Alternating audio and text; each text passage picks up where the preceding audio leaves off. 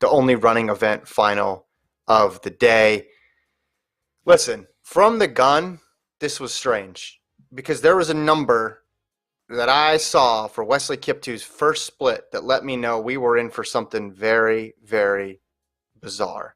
Because I thought we'd see straight up 60, maybe if he was being cautious, a 61. Never in my right mind, Gordon, did I imagine we'd see Wesley Kiptoo go out in a 63 for a 10K, even though that would be insane, an insane pace to take on. But you could just tell he was not trying to break this field. I thought for a while, hey, he's going to do everybody a solid because he's just basically going to serve as the rabbit then. And if you look at these final times, he did. Basically everybody in the top 10 except for Connor Mance ended up getting a personal best. Actually, everybody except him and Connor Mance in the top 16 walked away with a personal best. And that's due to Kiptoo setting the table, to Kiptoo running splits that were fast but not insane after the initial 63. Like he goes to 68, 67, 66, 66, 66, 67, 67, 67.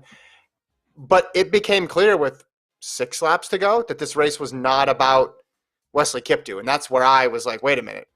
Now any plan you had, if you're running in this race, went a bit haywire. Because you were planning for chaos.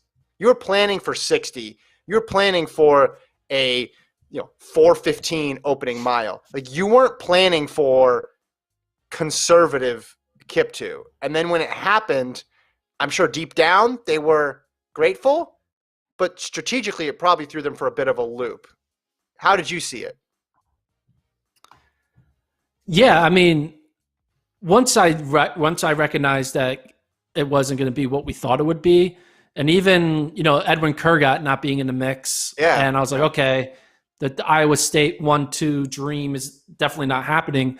I just started thinking about the combinations of like who is going to like. Mm-hmm. I was like, okay, the favorite right now is Mance, right? Because he has the most experience. He's the one who has proven himself. Now that Kiptoo's out of the picture, but like, is there going to be an upset? And I did joke around with Johanna when we were watching this race. I was like, watch, I bet you the Tulsa kid wins. And then he won. And I was like, of course, because it kind of reminded me of the Ben Flanagan, race where, Ben Flanagan came out of nowhere, won for Michigan over Vincent Kiprop. We just have a lot of sometimes really random 10K results when we don't have the obvious winner, like when Lowy and Ches were dominating. You're kind of like, all right, there's that one guy who's going to win. Everyone's fighting for second. But as soon as Kiptoo's out, we were like, okay, we're going to see a first-time champion most likely. But you didn't think Mance? Why weren't you thinking, okay, this is Mance's race then with 6 to go? I thought Mance was I thought it was his race, but I didn't think it was a for sure type thing. I was like, Mance could be beat because I looked at like Abdi Hamid Nur. He didn't look tired. There's just a lot of people. It's a group of 5 or 6. And it's kind of like, all right, like when there's just too many variables, too many people to just guarantee that Mance is going to get it. And, that's what we saw. I mean, they were all together in the all the way through to like the final 50. And then Deaver pulls away and wins it. And they ran legitimate time. It wasn't like a fake like 28-40 win. It was 27-41. There's some Americans in this race who just qualified for the Olympic trials, which actually is going to be a factor because Galen Rupp was ranked 26th overall, so on descending order list. And I knew one person was scratching. Blaise Farrow was going to scratch, so he was ranked 25th. But now that you had Isaid Rodriguez just got a qualifier, Charles Hicks just got a qualifier. Galen Rupp might not be going to the Olympic trials now because of this crazy NCAA race that we just saw. Not that everyone's thinking about that one random thing, but it's just a fun fact. I don't know. I love how you just jumped all the way over to Galen Rupp. Also, I believe Charles Hicks is British. That's the second time. Oh, he is? Okay, never mind. American citizenship to a British athlete. I don't. Listen, sorry. It's easy to do this in retrospect, but I'm thinking, and especially because of how fast they ran. But when I was thinking about Mance's chances, I did not think they would be best served by 5 or 6 people together at the bell. I thought they would be better served by a longer drive for home. And when you look at his time, 27:42, it's really fast. Wasn't a PB, but still really fast. It's hard to think, oh, he should have done this different or could have done that differently. Or maybe if he knew Kiptoo was not himself, he would have done something different. But he wanted a long drive from home, right? I think his plan was going to be similar to cross country, absorb the blow, make the big move with 2K to go. And the fact that Kiptoo wasn't himself, I think, changed that. But by that point, it's too late. You've committed to the race plan, and then are you going to make a big move with 1,200 to go? It makes your choices very, very difficult. So I think Mance got stuck between a rock and a hard place there with how that race played out.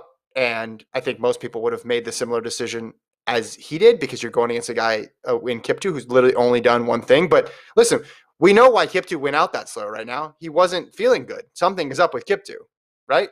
I mean, that's that like clearly they were using him as a rabbit, but that was Kiptoo going full gas on June 9th, given whatever he's dealing with.